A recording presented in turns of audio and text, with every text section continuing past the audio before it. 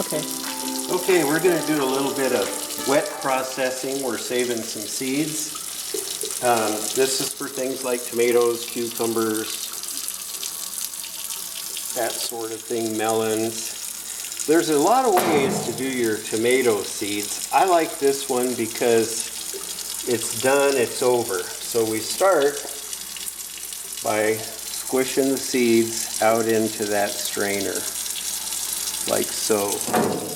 Then we put them under the water and we rub. And this gets the gooey stuff off of them. You just kind of force it through the strainer.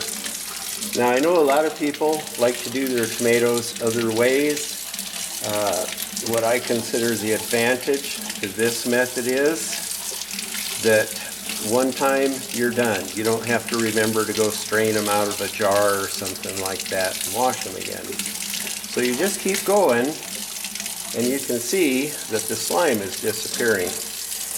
And that slime needs to be gone because it's kind of sugary. It can mold, that sort of thing. But it does need to be off because its function is to delay the germination of that seed waiting for warm weather in the spring. So it needs to come off. And this same thing works, like I say, for anything that requires wet processing. So you wash the stuff off and eventually they're clean like this. You spread them out on a plate or something, let them dry a couple weeks, stick them in a paper envelope, and you're done. So this is wet processing.